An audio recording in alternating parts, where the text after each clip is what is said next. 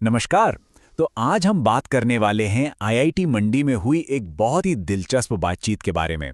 सोचिए, एक तरफ भारत की हजारों साल पुरानी ज्ञान परंपरा और दूसरी तरफ आज का मॉडर्न साइंस, और इन दोनों का संगम हुआ। इस पूरी चर्चा के सेंटर में थे पतंजलि के आचार्य बालकृष्ण। तो चलिए समझते हैं कि इस बातचीत से क्या खास निकल कर आया। देखिए, हम इसे 4 हिस्सों में देखेंगे।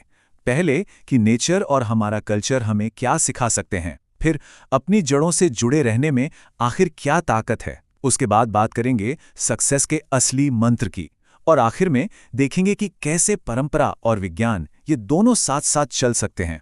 ठीक है, तो शुरू करते हैं पहले हिस्से से। और ये हिस्सा उन बेसिक आइडियाज़ के बारे में है जो इस पूरी बातचीत की, कह सकते हैं कि एक तरह से बुनियाद हैं। बातचीत की शुरुआत हुई एक बहुत ही पावरफुल विचार के साथ। मतलब ये हमें सिखाता है कि कैसे हम नेचर से इंस्पिरेशन ले सकते हैं, कि कैसे बिना किसी स्वार्थ के कंट्रीब्यूट किया जाए। सोचिए ना, नदियां बहती रहती हैं, सबको पानी देती हैं, कभी कोई टैक्स तो नहीं मांगती। बस हमारा जीवन भी, हमारा काम भी कुछ ऐसा ही होना चाहिए। और कमाल की बात यह है कि कैसे इतने सिंपल एग्जाम्पल से, मतलब प्रकृति से, एक इतनी बड़ी फिलॉसफी समझाई गई है।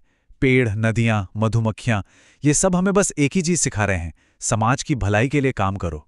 और असल में यही तो सनातन धर्म का भी कोर प्रिंसिपल है ना, कि सबका भला हो, सर्वे भवन्तु सुखिनः वाली जो भावना है।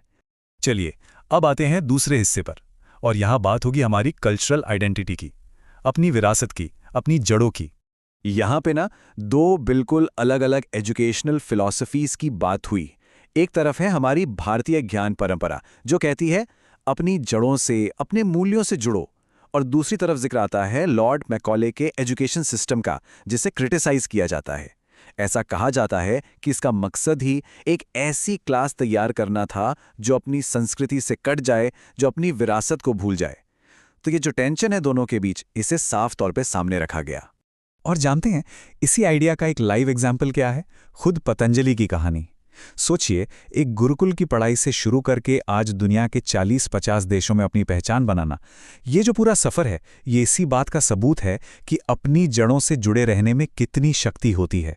और इसी से जुड़ा एक बहुत ही पर्सनल, एक बहुत ही दमदार किस्सा भी शेयर किया गया।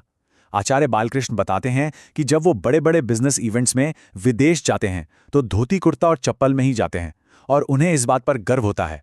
ये दिखाता है कि अपनी कल्चरल पहचान को लेकर कितना कॉन्फिडेंस है। ओके, तो अब आते हैं तीसरे हिस्से पर, और ये जो मैसेज है ना, ये हम सबके लिए है। ये है हार्डवर्क, एम्बिशन और अपनी किस्मत खुद लिखने के बारे में। और फिर इस पूरी बातचीत का शायद सबसे जरूरी सवाल सामने आता है, एक तरह की सीधी चुनौती। सवाल यह है कि क्या हम दूसरों के छोड़े हुए मौकों से ही काम चला लेंगे, या फिर हम अपना रास्ता खुद बनाएंगे? ये एक ऐसा फैसला है जो हर किसी को अपनी जिंदगी में लेना पड़ता है।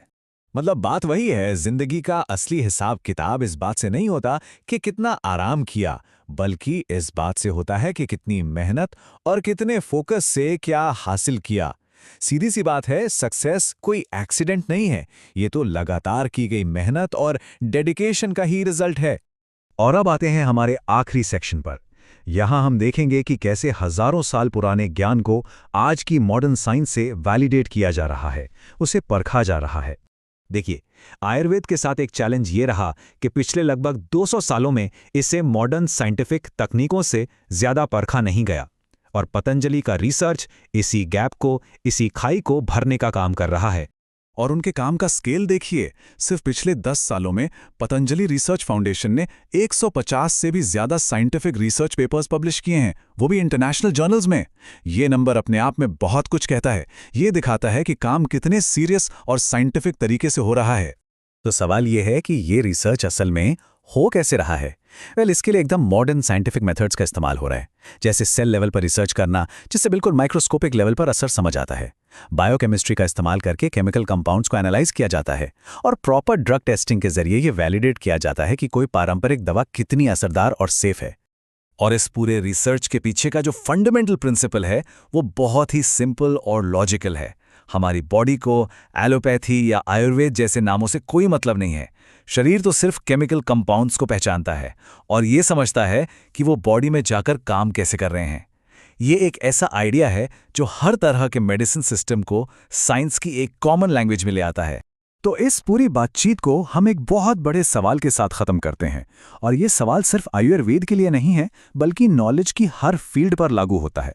सवाल ये है कि हम अपनी परंपरा और आधुनिकता के बीच एक सही बैलेंस कैसे बना सकते हैं, ताकि हम अपनी जड़ों का भी सम्मान करें और भविष्य की तरफ भी बढ़ें। ये एक ऐसा सवाल है जिस पर हम सब